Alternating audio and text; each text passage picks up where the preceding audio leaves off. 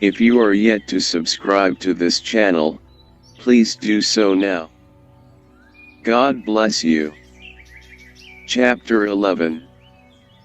Asset number 3, a circle of friends who share your dreams and values. This may be tough to hear, but if you want to create a different economy in your life, you may need to get new friends more than you need to get a new job. Why? Because even though they love you, and even though they don't mean to, the friends you hang with right now might be holding you down. You may have heard that your income tends to be about equal to the average income of your 5 closest friends. And you've no doubt heard the saying, birds of a feather flock together. That also holds true for rich people, poor people, and middle-class people. In other words, the rich network with the rich, the poor network with other poor people, and the middle class hangs out with the middle class. My rich dad often said, if you want to become rich, you need to network with those who are rich or who can help you become rich. Many people spend their lives hanging out and networking with people who hold them back financially. In a network marketing business, you hang out with people who are there to help you become richer. Ask yourself this, are the people with whom I spend time dedicated to me becoming rich? Or are they more interested in me continuing on as a hard worker? By the age of 15, I knew that I wanted to become financially free, and that one way to do that was to learn how to network with people who could help me become financially free. I decided I would seek the friendship of friends who were interested in me becoming a rich person, rather than becoming a loyal employee working for the rich. This was a life-changing moment. It was not an easy decision, because at 15, I had to be very careful about who I spent my time with and which teachers I would listen to. If you are considering building your own business, you need to be acutely aware of who you're spending your time with and who your teachers are. It's a crucial consideration. The hardest thing about leaving Xerox was that I had to let go of some friendships. Most of my friends and family were in the E quadrant, and they had different values than I did. They valued security and a steady paycheck, and I valued freedom and financial independence. This made my decision a painful experience, but it was a necessary decision to make if I was going to grow. You may well experience something similar in network marketing. You may find that there are friends or family members who don't understand or sympathize with your decision to look into network marketing, or who may even actively try to discourage you. You may have friends tell you that you're nuts, you're a sucker, or you're making a huge mistake. You may even lose friends. I hesitate to write that sentence, because it sounds harsh. But that's because it is harsh. It's reality. And mind you, this has nothing to do with network marketing itself. What's really going on here is that you are making a seismic shift in your life, from living in the E or S quadrant to living in the B quadrant. This is not simply taking a different job, it's more like moving to a different country, changing your religion, or switching political parties. The English poet John Donne wrote, "No man is an island, entire of itself, every man is a piece of the continent, a part of the main." He said that way back in 1623, and it's 1,000 times truer in the incredibly interconnected world of today. You can't get rich in isolation. You are only as good as the community of people you hang out with, talk with, work with, and play with. John, that's true everywhere in life, but it's especially true and especially relevant in network marketing, because when you build a network marketing business, you actually build around yourself a powerful, brand new community of friends who are learning the same kinds of values and real-world business skills you are. This is also one of the great advantages of a network marketing business. Rather than being surrounded by people who are competing with you for that next promotion, here your business is filled with people who are just as committed to your success as you are, because your success is what assures their success. Chances are good that some of them will become your new best friends. In fact, according to the Direct Selling Association, DSA, a significant number of people who join network marketing companies and stick with them rank the social network they belong to as an even higher priority than the income they earn. Network marketing not only provides a great business education, it also provides a whole new world of friends who are going in the same direction as you are and share the same core values as you do. There you have it. Network marketing not only provides a great business education, it also provides a whole new world of friends who are going in the same direction as you are and share the same core values as you do.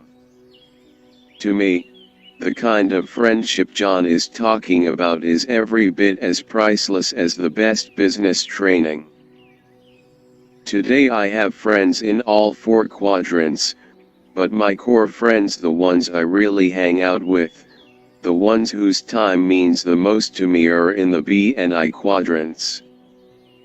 And by the way, those friends I left behind at Xerox, they are still great friends today. They will always be great friends, because they were there for me at a transitional phase of my life. But for me, it was time to move on. If it is time for you to move on and the B quadrant is calling you, you may want to join a network marketing business and begin to meet new friends. The end of chapter 11. If you are yet to subscribe to this channel, please do so now. God bless you. Chapter 12. Asset number 4, the power of your own network. One of the first things that intrigued me about this business model when I started looking into it seriously in the 1990s was the simple fact that it used the word network. I remembered that my rich dad really respected this term. Thomas Edison was one of my rich dad's heroes. People today often think of Edison as the inventor of the light bulb, but this is not true. Edison did not invent the light bulb. What he did do was improve it and perfect it. Even more important, he figured how to turn it into a business. After dropping out of school, because his teachers thought he wasn't smart enough to succeed there, Edison took a job selling candies and magazines on the railroads. Soon, he began printing his own newspaper, and within a year, he had hired a team of boys to sell candies along with his newspaper. He had gone from employee to business owner. Young Edison grew restless selling newspapers, and learned how to send and receive Morse code so he could get a job as a telegraph operator. Soon he was one of the best telegraph operators around, and this is where he learned the secret that would make him a millionaire.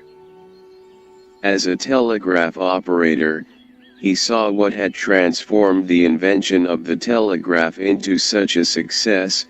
It was the system of lines, poles, skilled people, and relay stations. It was the power of a network. While Edison is famous for tinkering with the light bulb and perfecting the filament that made the bulb practical, Edison's true stroke of genius was to create a company that strung the electric lines that allowed the light bulb to penetrate society. The company Edison founded would make him a multimillionaire. It was called General Electric. The power is not in the product, the power is in the network. If you want to become rich, the best strategy is to find a way to build a strong, viable, growing network. What made Edison's business so revolutionary was not the light bulb itself, but the system of electrical lines and relay stations that powered the light bulb. It was the network.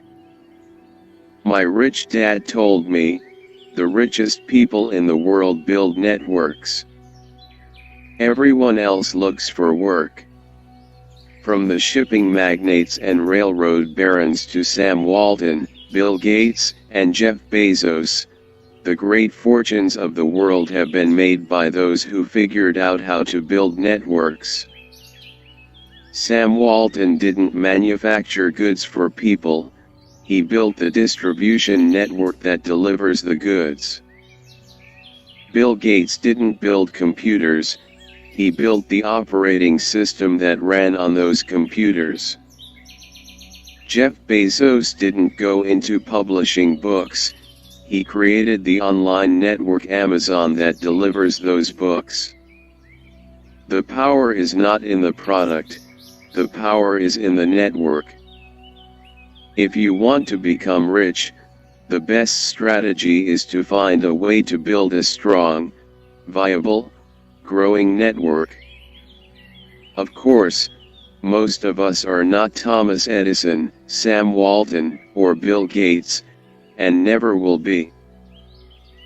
Yes, there will be handfuls of remarkably creative pioneers in every generation who create new multibillion-dollar networks from scratch, as these men did, but it's not a reasonable ambition for tens of thousands of people, let alone millions. That's why network marketing is so brilliant. The companies that make up the network marketing industry now offer millions of people just like yourself the opportunity to build their own network rather than spend their lives working for someone else's network. Metcalfe's Law. Robert Metcalfe, the founder of 3Com and one of the creators of Ethernet, is credited with creating an equation that defines the value of networks.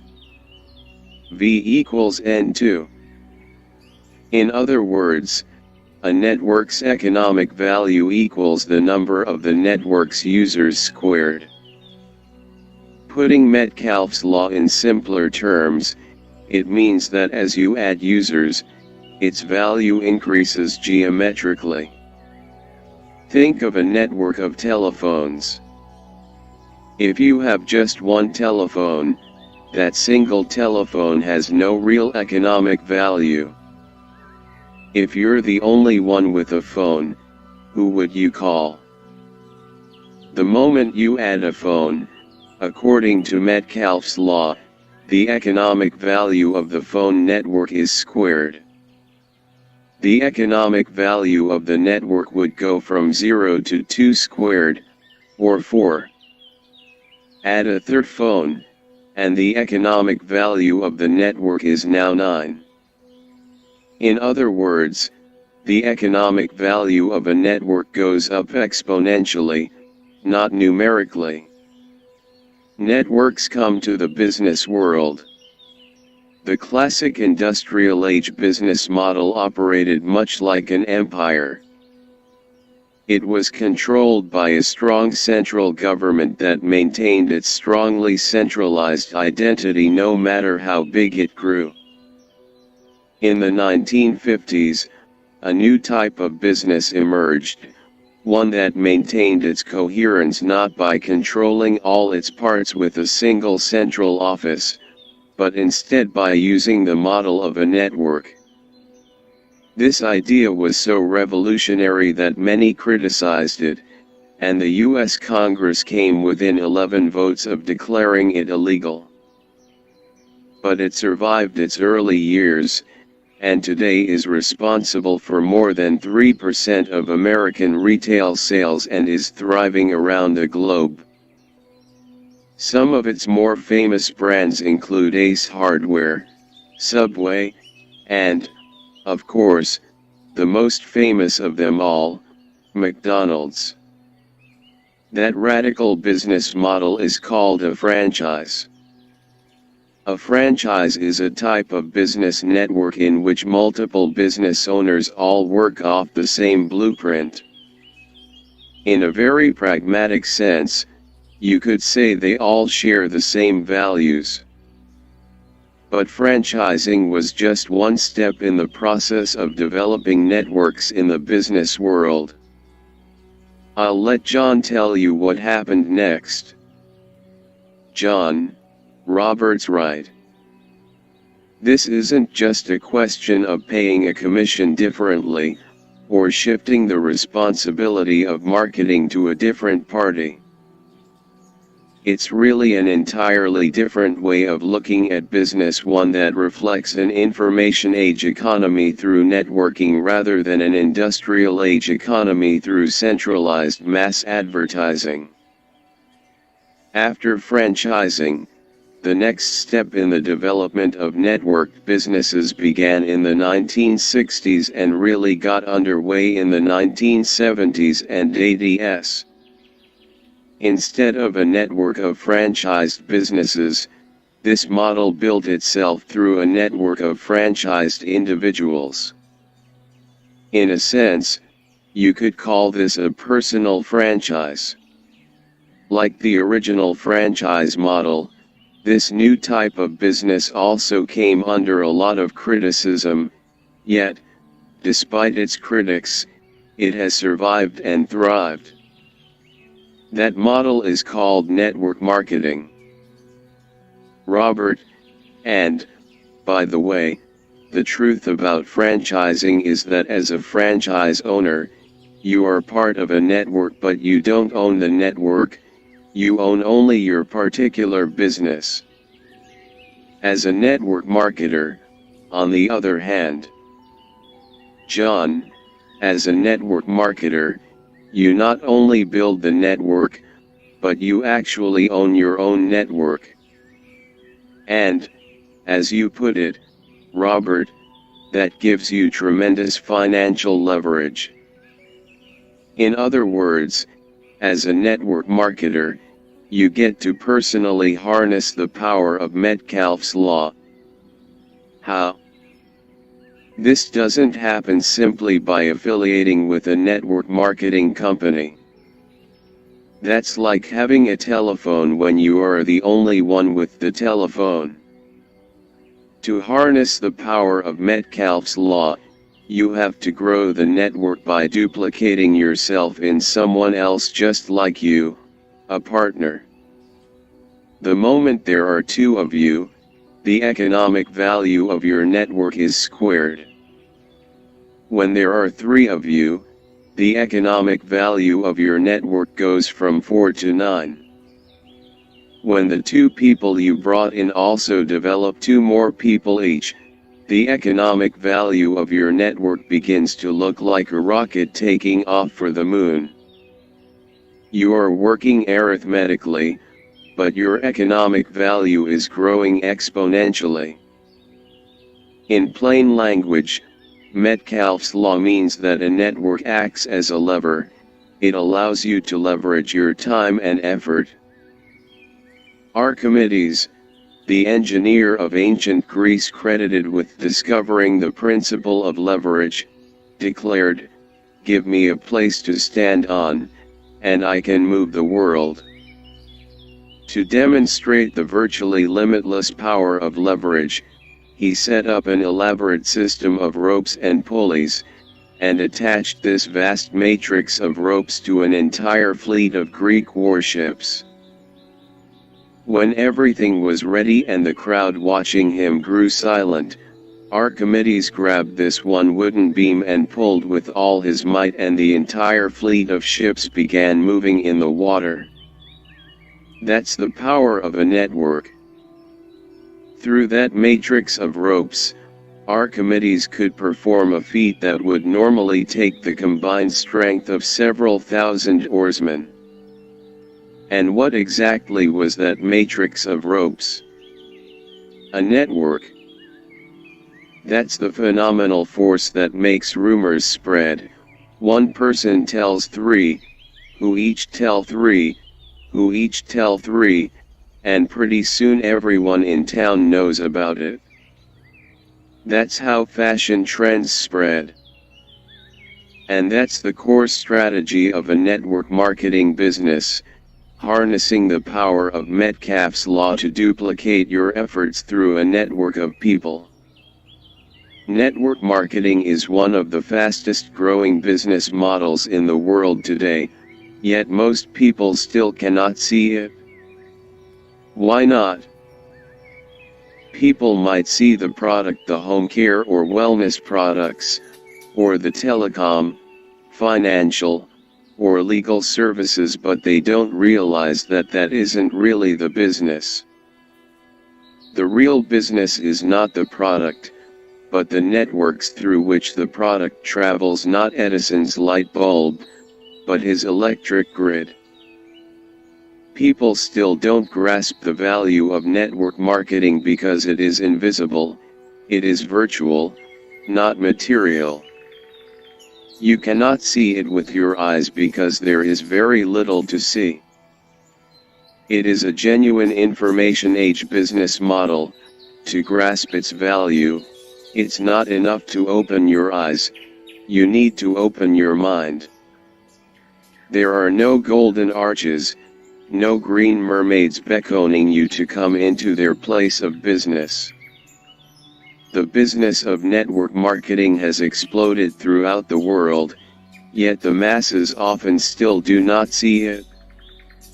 Businesses such as General Motors and General Electric are industrial-age businesses. Franchises McDonald's, Subway, the UPS Store, Ace Hardware, and the rest are transition businesses that sprang up to bridge the passage from the industrial age into the information age. Network marketing businesses are genuine information age businesses, because they deal not with land and materials, factories, and employees, but with pure information. As a network marketer, you might think your job is to demonstrate and sell a product. It's not. Your job is to communicate information, to tell a great story and build a network. The end of chapter 12. If you are yet to subscribe to this channel, please do so now. God bless you. Chapter 13. Asset number 5, a duplicable, fully scalable business. Here's a critical truth about network marketing that may surprise you: it is not a business for those who are gifted in sales. I promised a few chapters back that John would say more about this, and now's the time. Robert, John, would you agree that the most successful people in network marketing are not necessarily the best natural salespeople? John, not only would I completely agree, but in fact, I would say that, in a way, the opposite is true. For a born salesman to succeed in network marketing, often the first thing he or she has to do is forget everything they know about selling. Many of the most successful network marketers I've ever seen have been coaches, moms, pastors, teachers, people who really enjoy telling stories and helping others. Network marketing is about sharing information and personal stories, and not about hard selling. It is also about caring about the success of those you bring into the business. Which is a good thing, by the way, because only 1 person in 20 is a natural-born salesman anyway. The key to success in sales is what you can do. The key to success in network marketing is what you can duplicate.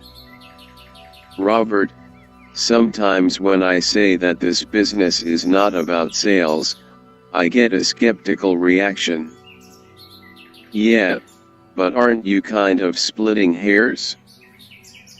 I mean, whether you call it selling or sharing information, isn't it pretty much semantics?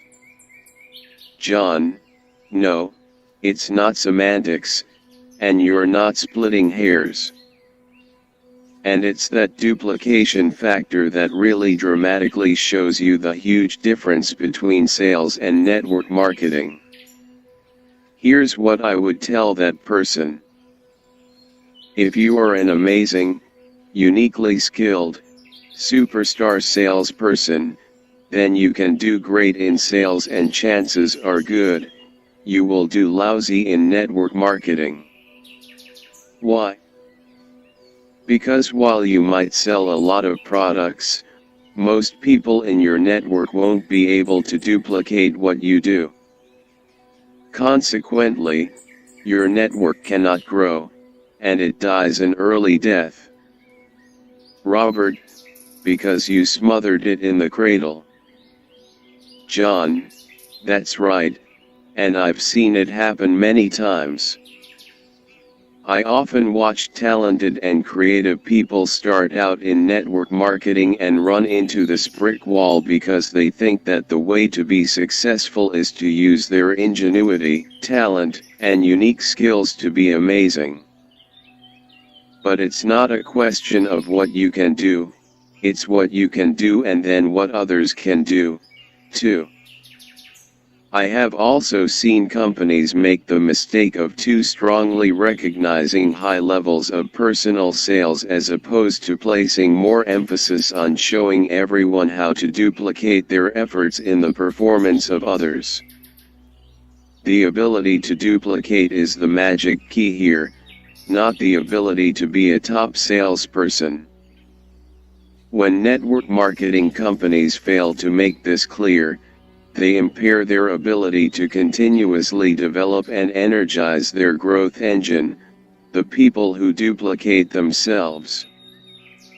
Robert, that's fascinating, because when you talk about people who try to be ingenious about it, you know what that is.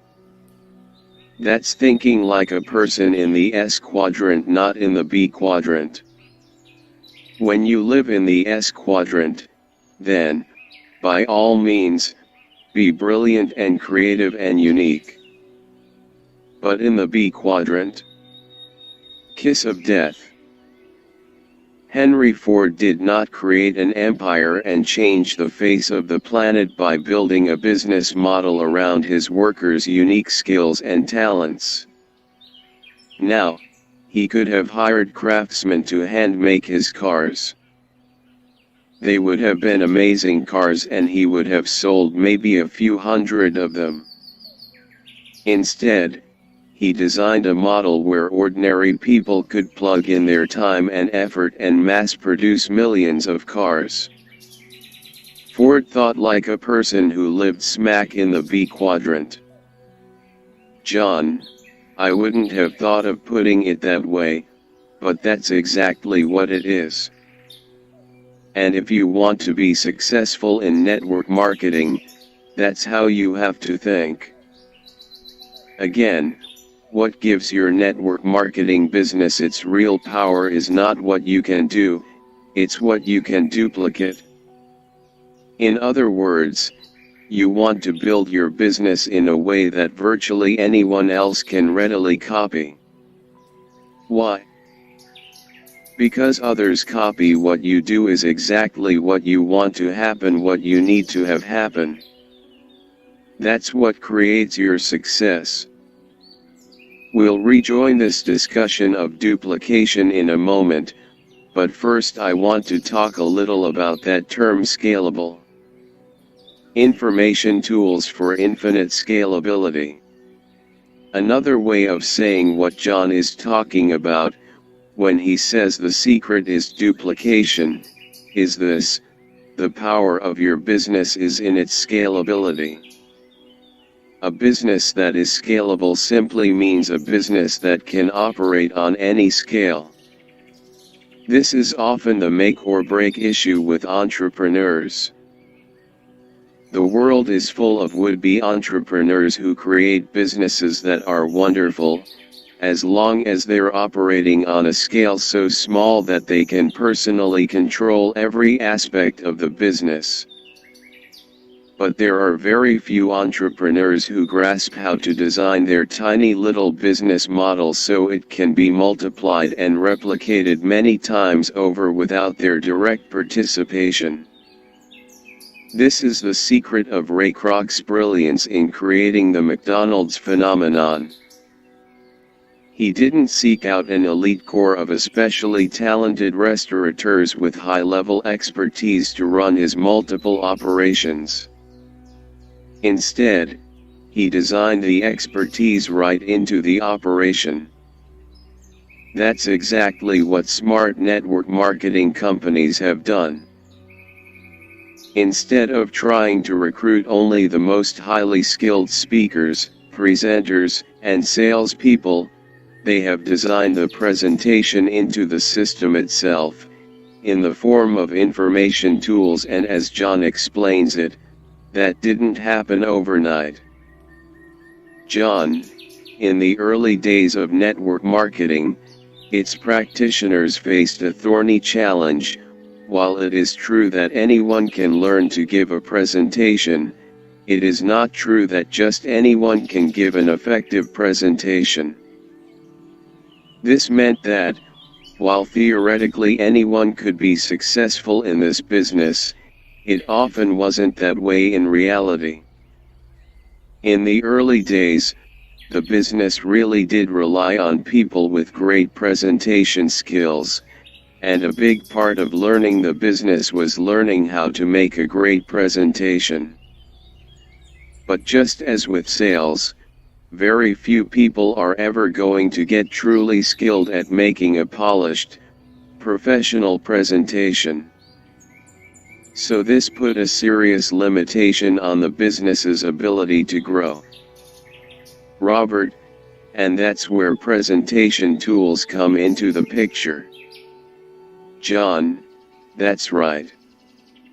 Years ago, people tried to do this with brochures and sales books, and they had a degree of success. While the average person might not be able to become a great presenter, he or she could walk a prospect through a brochure or catalog. But brochures and booklets are simply not engaging enough to capture someone's interest in the way a great live presentation from a dynamic presenter can. Over the past few decades, though, there has been a seismic shift in presentation technology. The explosion of digital technology has leveled the playing field. Digital tools, CDs, DVDs, and online media have now made it possible to recreate that fully engaging, dynamic quality of a live presentation. I find it interesting that you're calling this book The Business of the 21st Century, Robert, because even though it has been around for decades, in a very real way, this business model is just now coming into its real potential, and what we're talking about right now is one of the reasons why. Today, when you start your own network marketing business, you don't have to become an adept public speaker.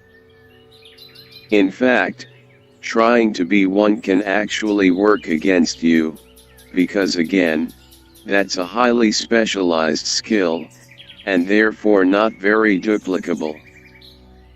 Instead of attempting to train yourself to become an expert speaker and presenter, you simply use the business tools provided by your company to do the presentations for you.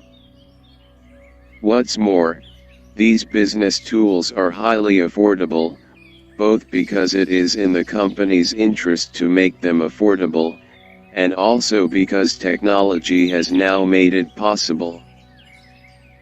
Low-cost, high-quality CDs, DVDs, and online presentations, often including high-quality streaming audio and video, have made possible the dream of a truly democratic and fully scalable network marketing operation, creating a business model that has allowed millions to gain access and excel. Do you realize what this means? It means that as you build your networking business, you are building a fully scalable asset. In plain English, it means you can grow a business as big as you want. Before we go on, though, I have to play the devil's advocate one more time. Robert, John, I have to ask you the question I've heard skeptics ask when they hear this point about being duplicable. So if you don't really have to be a top salesperson, and you don't have to be an expert speaker or presenter, what do you do? Why does the company even need you?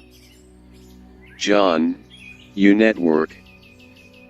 That's why it's called network marketing, and that's why the company needs you and why they pay you. As a network marketer, your job description, so to speak, is to connect with people, invite them to experience the products you are excited about and take a look at the information you have, and then follow up with them. Then, once they've decided to join you in the business, you share with them your enthusiasm, your experiences, and you help them learn to do what you have learned to do. Here, again, there are digital tools that can take a huge amount of the burden and expertise of training off your shoulders. Your job is to build relationships, have conversations, explore possibilities, get to know people, and help them get to understand what this business is all about. Invite, present, follow up, train. So there are parts of this business that a tool can do better than you can, that's the presentation, and to an extent, the training. And there are parts that only you can uniquely do, and that's the human connection part. Here is the core idea: in network marketing, you are the messenger, not the message. Gone are the days of carting around a heavy pack of products to sample, setting up an entire retail store in your living room, or having to memorize long lists of product features and financial statistics. This is the 21st century. In today's network marketing, the tools do all that. Your job is to connect and invite. And by the way, this doesn't mean you don't need to be skilled. You absolutely do. You need to develop the skills we looked at as part of asset number 1, the ability to have self-confidence, withstand rejection, communicate, be a great storyteller, care about people, coach people, and the rest. But these are skills available to anyone. If you've ever helped build a soccer league, PTA group, or chess club, ever been part of a political campaign or church committee, ever coached Little League or formed your own band, then you know what it's like to build a network. You don't need highly skilled salespeople to duplicate what you do. You need people who are willing to learn basic business and communication skills and grow themselves personally into self-determining entrepreneurs and team builders. Very few people are truly skilled at sales. But practically anyone can become skilled at networking, coaching, and team building. Which means this business is open for business to hundreds of millions of your neighbors. Which means you have a readily duplicable, fully scalable business. Once you've grown it to 5 people and then 50, you've mastered the basic skills it takes to grow it to 500, 5,000, and beyond. Which brings us to leadership. The end of chapter 13. If you are yet to subscribe to this channel, please do so now. God bless you. Chapter 14. Asset number 6. Incomparable leadership skills. When I was first researching the world of network marketing, I went to many meetings and events where I heard dozens of people speaking from the front of the room in their efforts to inspire others to find their own personal greatness. As I listened to these individuals tell their stories of starting with nothing and eventually becoming wealthy beyond their wildest dreams, I realized that this business was doing for these people exactly what my rich dad told me to do. It wasn't simply teaching them the principles of business, it was shaping them into leaders. While they seemed to be talking a lot about money, these people were really inspiring others to get out of their shells, go beyond their fears, and go for their dreams. To do that required leadership skills on the part of the speaker. The reason it takes leadership is that while many people repeat the same overused words and phrases about dreams, more time with family, and freedom, few people inspire enough trust and inspiration to cause others to follow those words and phrases. It's not a matter of memorizing and repeating the right words, it's developing the ability to speak directly to other people's spirits. This is a quality that goes beyond words. This is genuine leadership. You might think that leadership skills would be included as part of asset number 1, a real-world business education, or asset number 2, a profitable path of personal development. That's reasonable, you could make a case for both.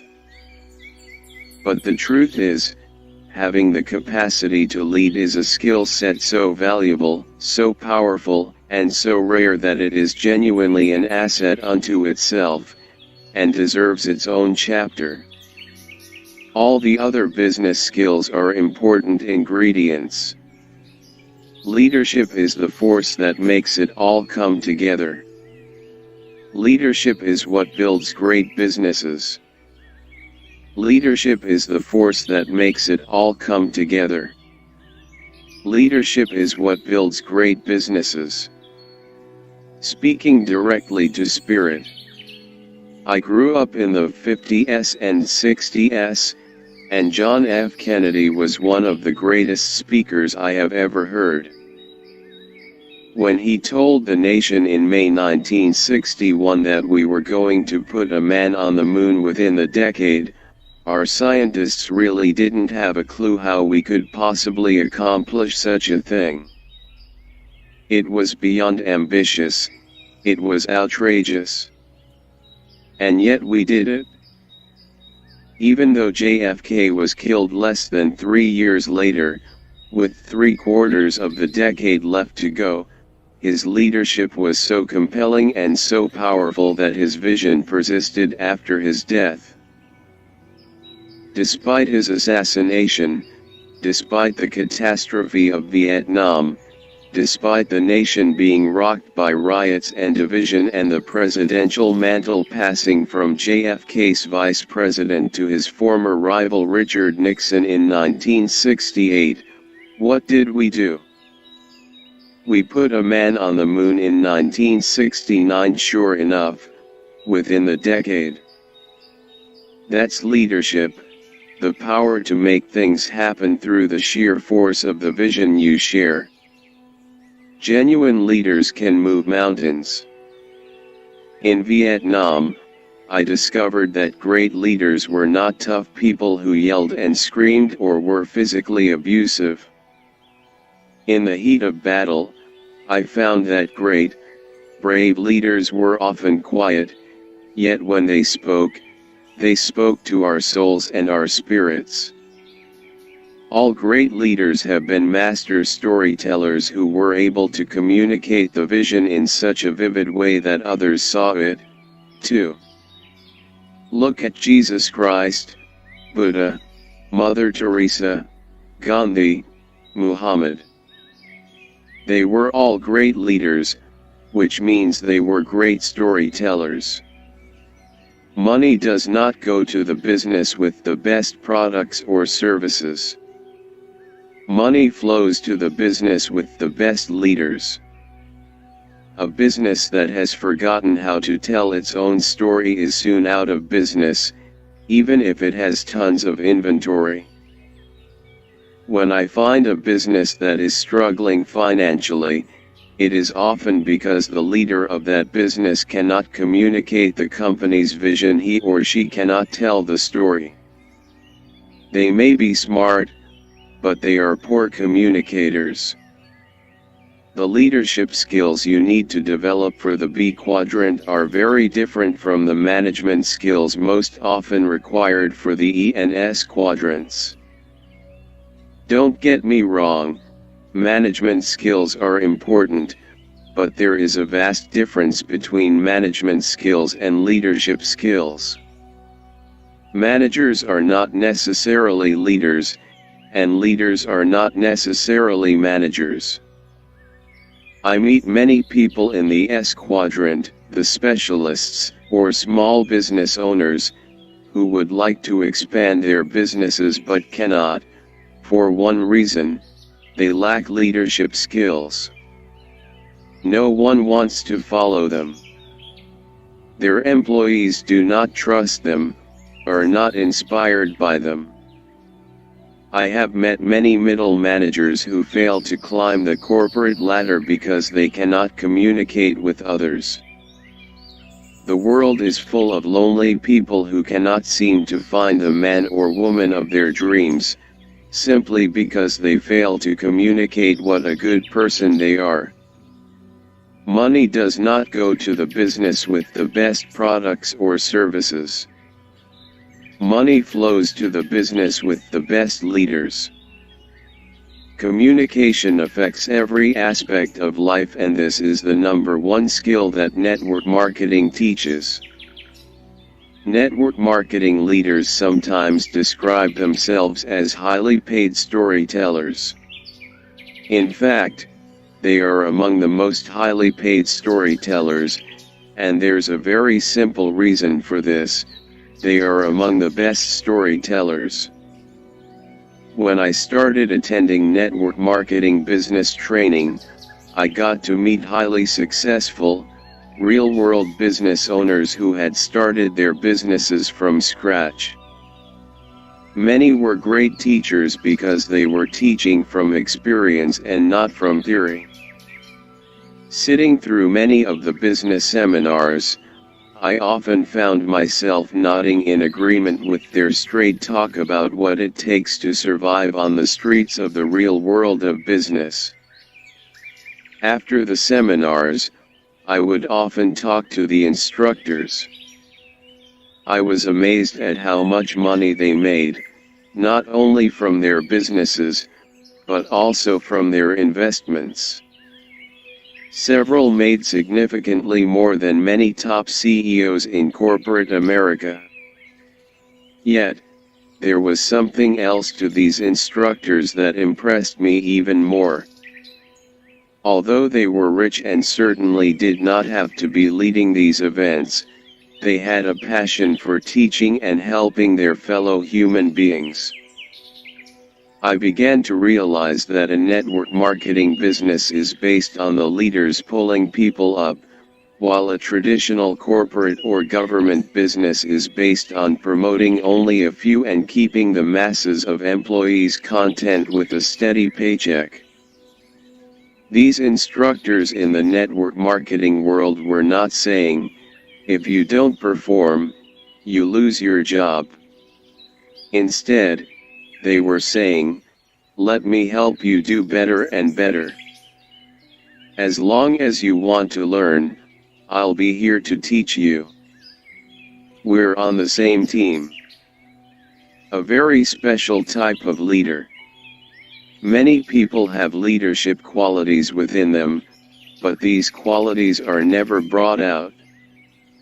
They never have the opportunity. My rich dad understood this. One reason he encouraged me to go into the Marine Corps and then on to Vietnam was that it would develop my leadership skills. But you don't need to join the Marines to have the chance for the leader within you to blossom. You can have that chance through network marketing. And the real beauty of a network marketing leadership program is not simply the fact that it develops leadership, but the particular type of leadership it brings out. The military develops a type of leader who inspires men and women to defend their country. The world of business develops a type of leader who builds teams to beat the competition.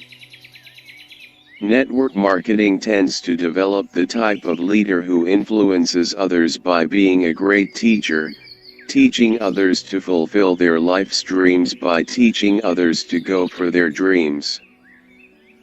Network marketing tends to develop the type of leader who influences others by being a great teacher, teaching others to fulfill their life's dreams by teaching others to go for their dreams. Instead of beating the enemy or beating the competition, most network marketing leaders simply inspire and teach others to find the financial bounty this world offers without harm to others. The opportunity to develop the capacity to lead is a value uniquely intrinsic to network marketing. Sure, you could learn leadership in any other field. From the military to government to corporate life, every sphere of life produces leaders, but not very many. Genuine leadership is extremely rare except in network marketing. John has an interesting perspective on why this is so. John, what is unique about network marketing is that it marries a broad compensation structure to a field of people made up of 100% of volunteers. You will not find a single network marketing distributor who punches a time clock or has to show up for work. As independent representatives, no one is hired or fired, everyone is there voluntarily. Nobody can tell you what to do, no one can give you orders. So why does it work? What's the engine that drives the machine? The answer comes in one word: leadership. And the leadership you develop in your network marketing business will show up in every other sphere of your life. The 4 elements of leadership. Traditional schools train you to be a good employee. They focus on one thing only: your mental ability. If you can solve equations and do well on tests, then you're considered smart enough to run a company. That's ridiculous. The reason I am a successful entrepreneur today is because of the training I received in the Marines. Military schools prepare you to be a great leader by focusing not only on your mind, but also on your emotional, physical, and spiritual abilities. They teach you how to operate under extreme pressure. I had the smarts to fly a helicopter in Vietnam, but I never would have made it back without the development of my spirituality. If that had not been strong, then fear, emotion, would have set in, and I would very likely have frozen up, physically, at the controls of the gunship. Having these four elements, mental, emotional, physical, and spiritual, working in harmony helped me make it through my missions. This also armed me with the knowledge and understanding it took to be a good leader in the business world, because these are exactly the four elements of leadership required to be successful in business: mind, spirit, body, emotions. If you cannot control these four aspects of yourself, then you will fail. And if you are not able to help develop these four elements in your employees, and in so doing help them to become effective leaders, then you will fail. It's as simple as that. Here's another thing military schools teach you: being on the front lines means not caring about whether or not you are liked. Of course, we all want to be liked, but to be a great leader, you have to set boundaries, monitor the behavior of your staff, and take corrective action when necessary. Sometimes you're going to tick people off.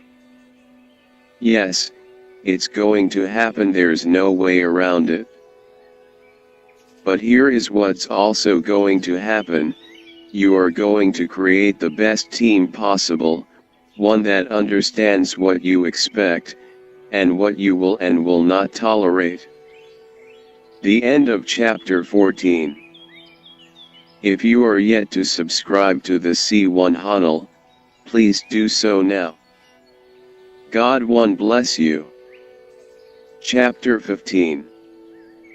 Asset number 7, a mechanism for genuine wealth creation.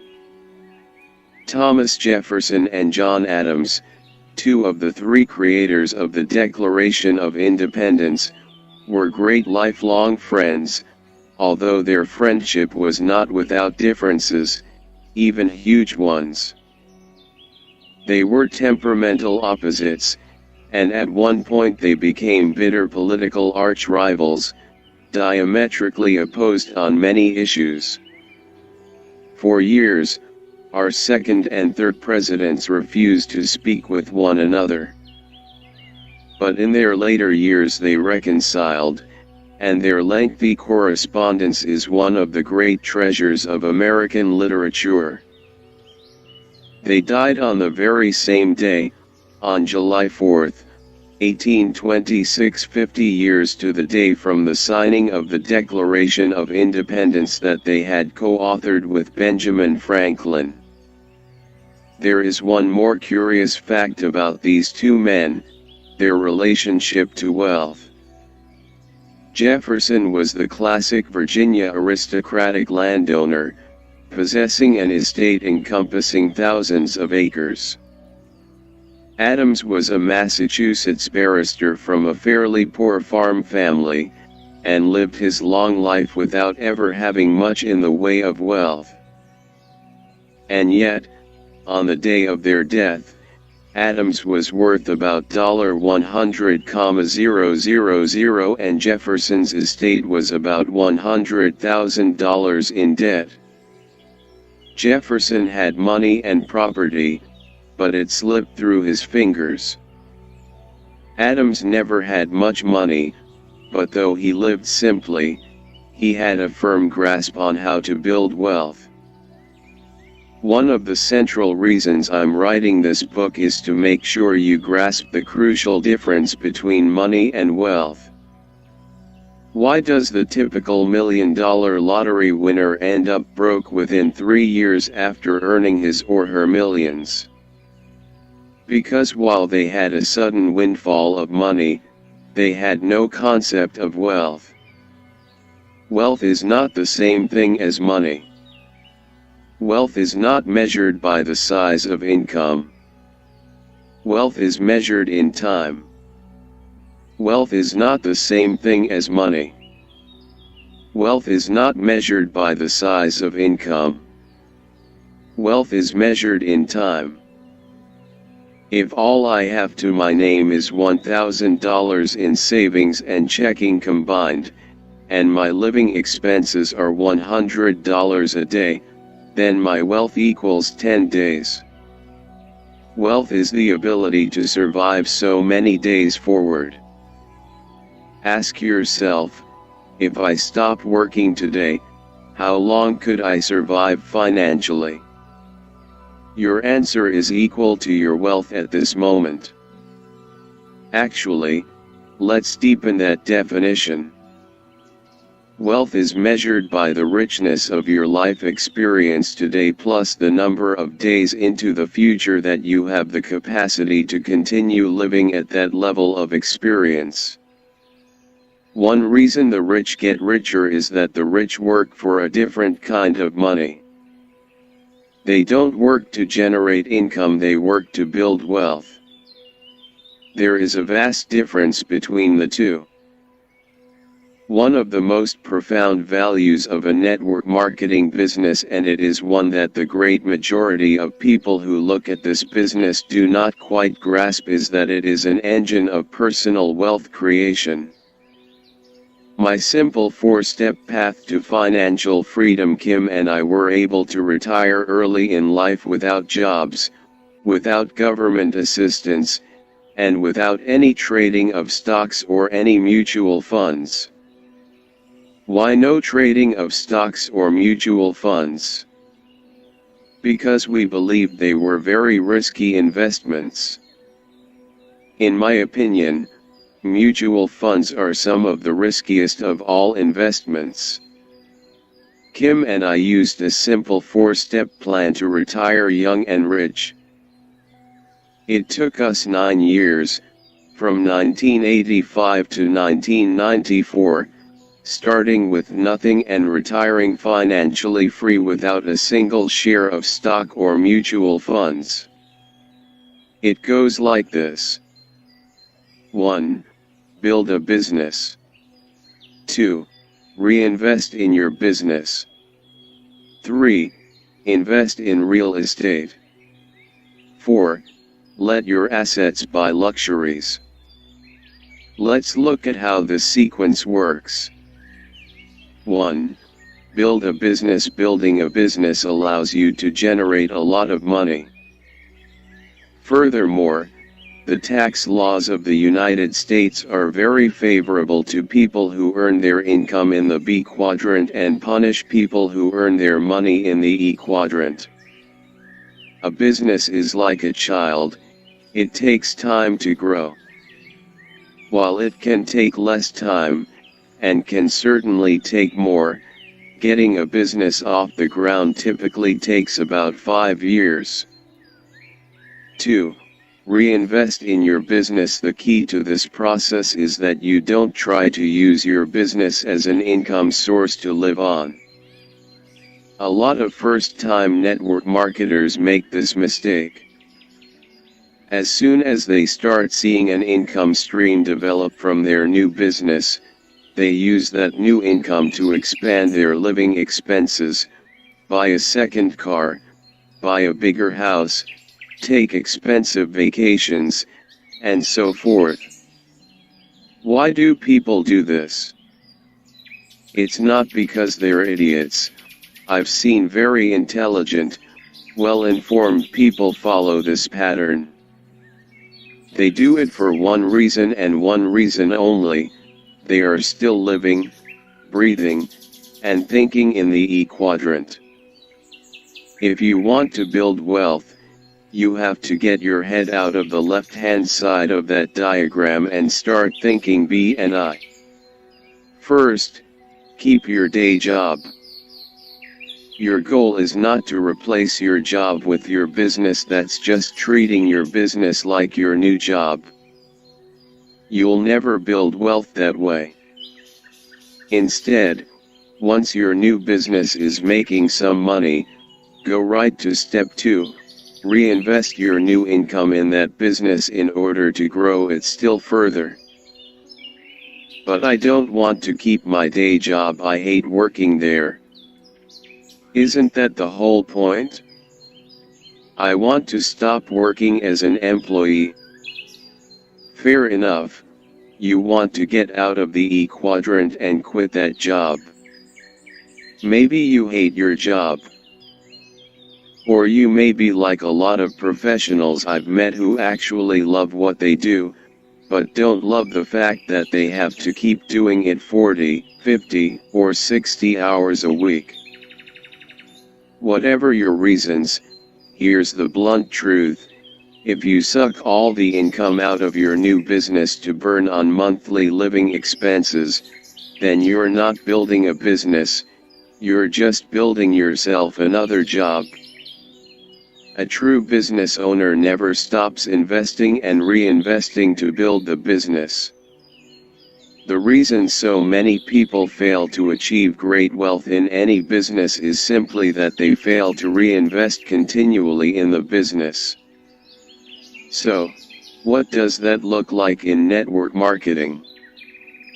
John, a traditional business might reinvest by building a new warehouse, spending money on national advertising, developing new product lines, or buying new distribution channels. But as a network marketer, you don't have these expenses. The network marketing company itself makes these types of investments for you. How do you reinvest in your business, then? There are certainly places where you can invest some money wisely, on training and educating yourself, on travel to support your growing network in other cities, on promotional and educational tools and resources to help nourish the business. The reason so many people fail to achieve great wealth in any business is simply that they fail to reinvest continually in the business. For the most part, though, network marketing is a business whose major capital investment is not your money but your time and effort. Which means the better part of your networking income becomes available to you to feed the serious process of building your wealth. But notice, I did say building your wealth, not squandering your wealth. Don't make the mistake I've seen people make, and start spending every last dollar from your new commission checks on a bigger car, bigger house, bigger lifestyle. Don't abuse your new business income by pouring it into bigger holes in the ground. Treat it with the respect it deserves. Invest it. 3. Invest in real estate. As your business income continues to grow, you begin using that supplemental income to buy real estate. You'll notice there are no mutual funds, stock portfolios, or other paper assets in this plan. That's because even though they are the easiest assets to build, all you have to do is buy them. Trading in stocks and mutual funds is risky, profits made are taxed at the capital gain rate, and investing takes financial education to lessen risk. The idea here is to use your new supplemental money to build an income-generating asset. There are many types of assets that can generate income, but the one I recommend most often is real estate, for two principal reasons. First, the tax laws are written in favor of business owners who invest in real estate. Second, your banker loves to lend you money for real estate.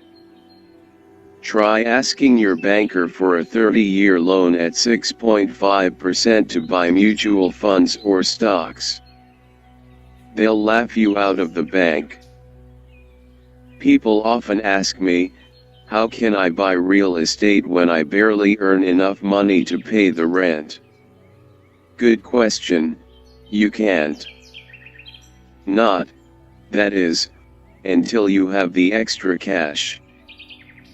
That's why this step comes after building a business and reinvesting in its continued growth, so you have the extra cash. But let me explain what I mean when I say, invest in real estate, because many people completely misunderstand how real estate works as an asset. Most people think that the point of real estate is to buy a property at one price and then sell it, either quickly, after some hasty improvements, or at a later time, for a higher price. Wrong. That's just buying a cow and then selling it for steaks. What you want to do is buy a cow and keep it forever so you can sell its milk. The purpose of buying real estate is not to sell it. The purpose of buying real estate is to build an income-generating asset. Learning how to do this takes time, education, experience, and money. As with learning anything new, it's difficult not to make some mistakes, and mistakes in real estate, especially in property management, can be very expensive. Unless you have the extra steady income and the tax advantages that come with a B-quadrant business, real estate is either too risky or too slow. The reason many people fail to become rich in real estate is that they don't have the cash it takes. The truth is, the best real estate deals are usually expensive.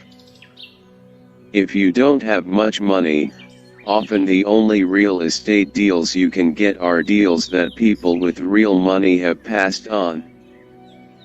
The reason so many people try looking for no money down investments is that they have nothing to put down. Unless you are really experienced and have plenty of cash on hand to use when you need it, putting nothing down could be the most expensive investment of your life. 4.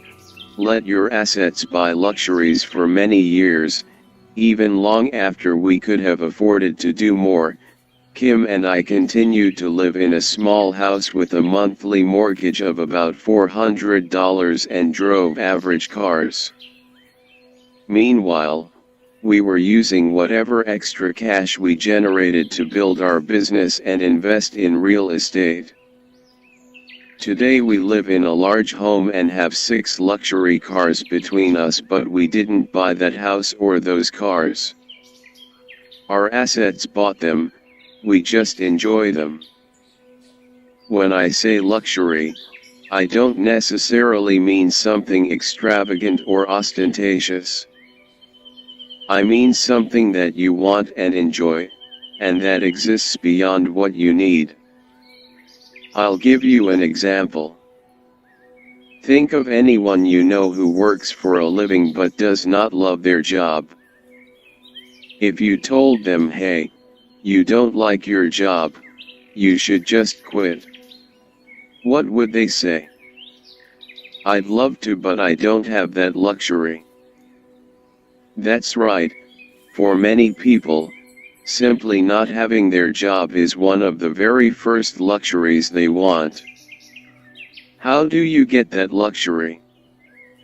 The same as any other, you let your business or your real estate holdings buy it for you.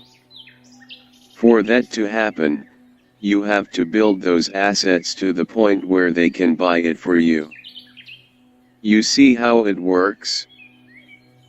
You don't use your income to buy yourself luxuries, you use your income to build your assets, your business and real estate investments, and then, once they're sufficiently built to be able to do so, you let them buy your luxuries.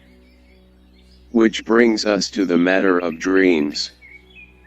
The end of chapter 15.